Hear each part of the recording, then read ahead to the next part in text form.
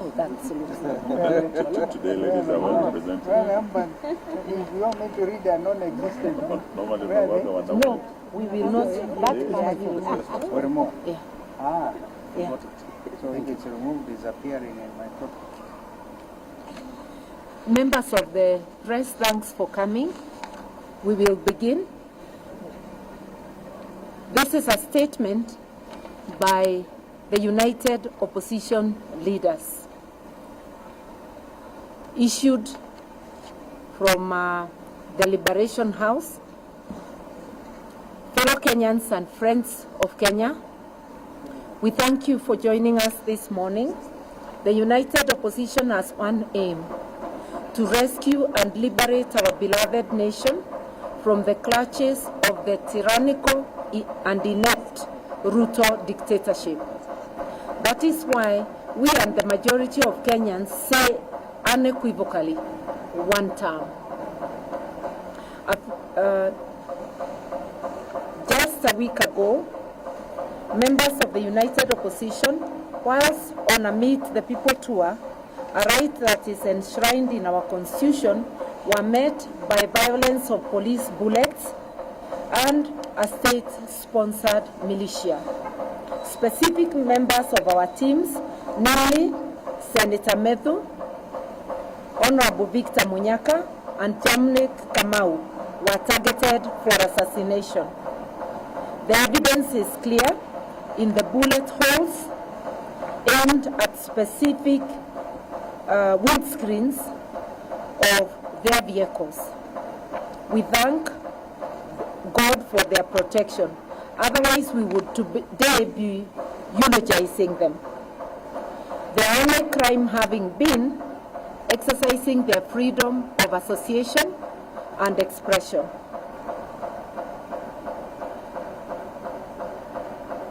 We will not tire from reminding the Ruto administration that freedom of movement, expression, and association are among the fundamental rights guaranteed in our Constitution and in the African Charter on Human and People's Rights, as well as on the International Covenant on Civil and Political Rights. On Tuesday this week, after the Halloween attack, the United Opposition presented irrefutable evidence to the Independent Policing Oversight Authority, IPOA, on this criminal assault and attempted assassination of our leaders. We expect IPOA to treat this evidence with a grave concern that it deserves. Any attempt to unlawfully take the life of a human being, regardless of ethnicity, gender, or rank, ought to be condemned in the strongest terms possible. We therefore expect IPOA to hold the commanding officer who led this assault accountable. The Inspector General of Police, Douglas Kanja, and Interior Cabinet Secretary, Kipchumba Murkomen, must be held accountable. The buck stops with them.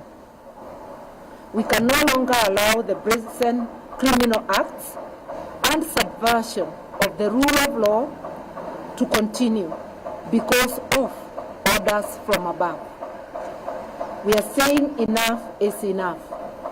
We have heard Ruto saying enough is enough, but we remind him as an employee, you can never tell your employer enough is enough. You can only pack your bags and go. We are his employers. We are telling him enough is enough. This has to stop. He cannot create a Haiti-like militia in Kenya to destroy the peace and tranquility that we have been having. Fellow Kenyans, our country is ailing. Some even say it is at war with itself, not because of the global recession or pandemic, but because of an epidemic called William Samoei Ruto. The instruments of power are in the hands of a person who simply doesn't care for the well-being of the citizens he purports to govern. For instance, we are aware of a cargo of 25,000 metric tons of sugar that recently landed in our port at Mombasa. This sugar is already on its way to Western Kenya, to a Western Kenya sugar factory to be repackaged and sold to Kenyans. Yet, it was condemned as unfit for human consumption in its country of origin. That it has been cleared quickly and is now headed to be distributed in this country shows the heartlessness of this regime. They have made money their god. We demand that these consignments already earmarked as publicly condemned be earmarked as publicly condemned and destroyed immediately, so that it is not used to poison Kenyans. I will let one of our youth read the rest. Thank you. Thank you so much. My name is Ken Babu, and I proceed. Fellow Kenyans, this is a criminal regime that not only resorts to willful violence against its people, but resorts to physically harming its populace unfit for public consumption of goods, but also attempts to limit its people by willful and defunding education, which is a right. Just a week ago, the Cabinet Secretary for Finance, John Mbadi, publicly declared that Kenya can no longer sustain free primary and secondary education. The proposed cuts to capitation and demand that Kenyan parents pay more for the education is an affront to Constitution, having been entrenched in Article 43(1)(f), which guarantees the rights to education for everyone, while Article 53(1)(b) specifically ensures every child's right for free and compulsory basic education. Hence, defunding education is not only insensitive but unconstitutional. We implore us to reason to these words of Abraham Lincoln, and I quote, "Do not interfere with anything in the Constitution. That must be maintained, for it is the only safeguard of our liberties." We must tell the illegitimate regime of Mr. Ruto that Kenyans want education, health, and other basic needs, and not handouts in the name of empowerment. And therefore, we all agree that having Mr. Ruto as the Kenyan president today is one of the most historical mistakes that ever happened in this country. And therefore, one term is unstoppable. One term. One term. Another one? Yeah. It will be finished by state. Honorable. A lady. Some lady. No. Let's have a lady. It's gone. Ndio ya mwisho. We can have a lady. Okay. Under Ruto's torrid regime, our beloved country has in under 3 years, we have been subjected to socio-economic and emotional assault as the people of Kenya, which is illegal, unconstitutional, and criminal in every form. This is not speculation. We repeat, this is a fact. Their first and only qualifying modus operandi is theft, destruction, and death as the Ruto state-governed policy. 2, they are now scrutinizing future taxes, a criminal and yes, unconstitutional move to borrow externally against future taxes without parliamentary sanction or debate. It is not only a similarly crude betrayal of public trust, but also a direct violation of the Public Finance Act. The behind closed doors is a reckless scheme to sell off Kenya's future. To conceal their criminal operations, they have created marquee financial vehicles called special purpose vehicles. These are run by faceless technocrats and unaccountable corporations. The primary objectives of this vehicle is to divert public resources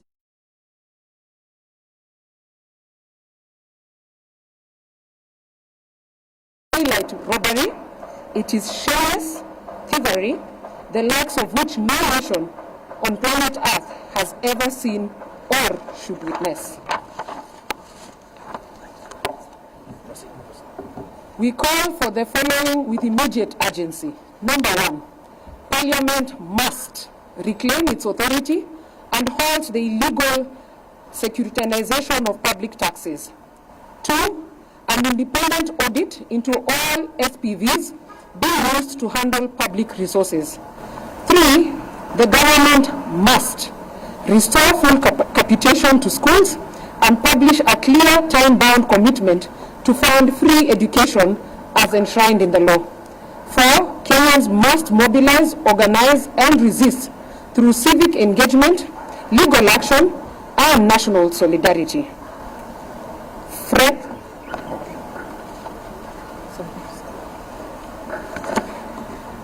Yeah, it was resolved that one of us should do the conclusion, but of course we'll be taking the necessary questions.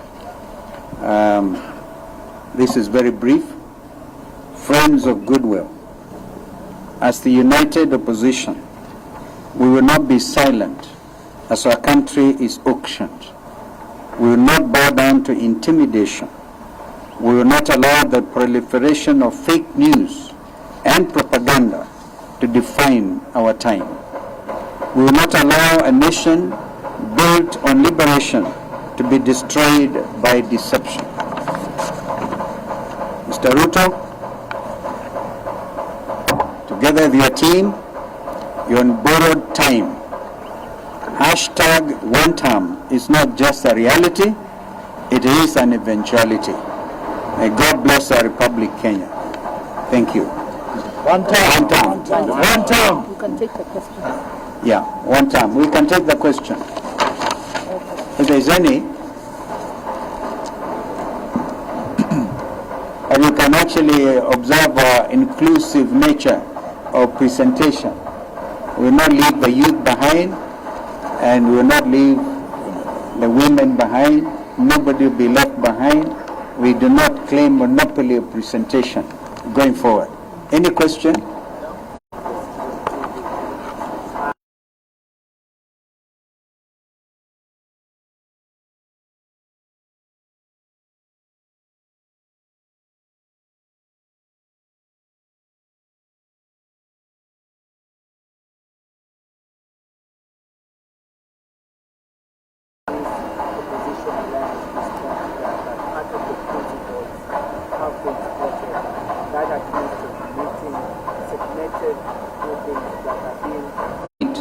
And any segment of the Kenyan community without being branded divisive. Absolutely no. We are not a divisive thing, and I think our sister was on one such trip in the States. If that's what you're referring to, I think mother should handle that. We have already said in our statement, a desperate regime resorts to... There's no place on earth I know where you call a meeting and only certain people come. When it's a public meeting, everybody was there. So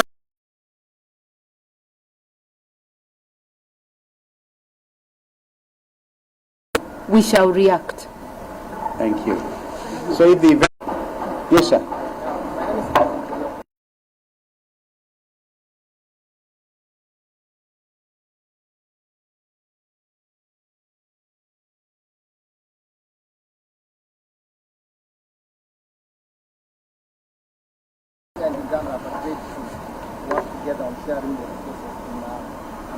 Some of us are very clear. We have stood, I can tell you very authoritatively, when I chaired the first ministerial commission to revitalize East African community. And it went on now to build on the mistake we made in 1977 when we killed East African community. Now we are fully back on East African community situation. So some of us stand for borderless East Africa and the rights of establishment. The parliament sitting in Arusha should be able to quickly deliberate on some of these things. So if you look at it that way, does it matter which side of the lake is Megigo Island? Doesn't really matter, because we want to see a borderless East Africa where professionals can have rights of establishment in Kampala, in Dar es Salaam, in Kigali, in Juba, in Nairobi. That is the vision. So this other one is, in my view, permit me to say, a bit narrow-minded. Also add and say this. It is very well for Uganda and Kenya to agree on Migingo. Any agreement, we have not forgotten. We are still focused on the criminal acts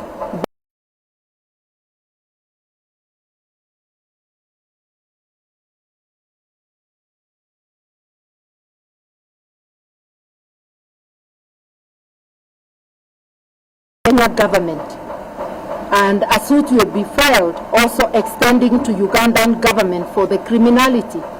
We have not forgotten the cross-border abduction of Mwambi. It looks like the three original states of East Africa are collaborating on oppressing their citizens. We want to hear their voices telling us whether they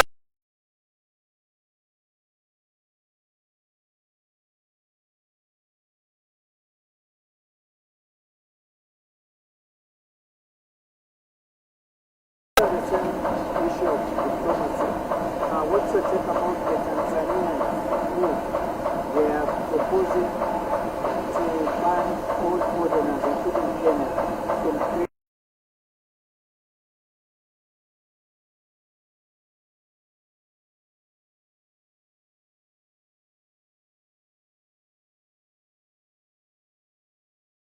You cannot think of free movement of goods and services without talk about businessmen and women. So we would want East Africans to enjoy being East Africa.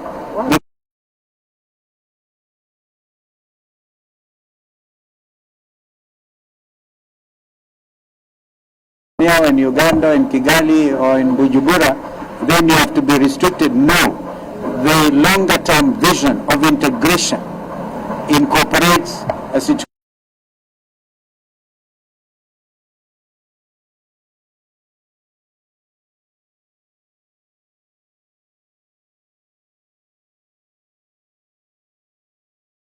treaty A treaty. and the integration. Yeah, absolutely. Just the last one. Yesterday we had the Corporate Secretary General say the ban by Tanzania was a reaction to what happened back in May. To freedom of movement of a Kenyan advocate or senior counsel like Mother going to represent a client in Dar es Salaam Or observe. or observe in any event. That I had actually successfully observed Tundu Lissu's case on the 24th of April. But I issued a it will become just a debate on East Africa. The other And yet our mind is on capitation. and attempted When are you announcing that they are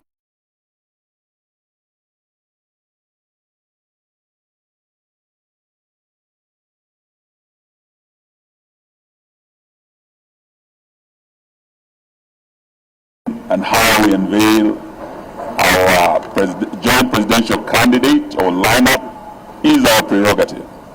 We will do so as and when we decide to. Sometimes next year, that will be our secret weapon.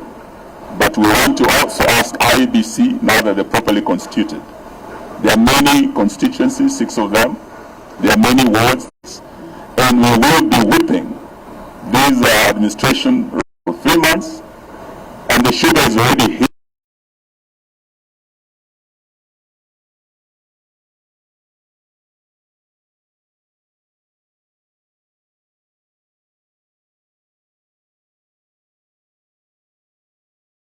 this rice and provide market. But we also know that this regime has imported tons and tons of rice as we speak. So these are some of the matters we are saying.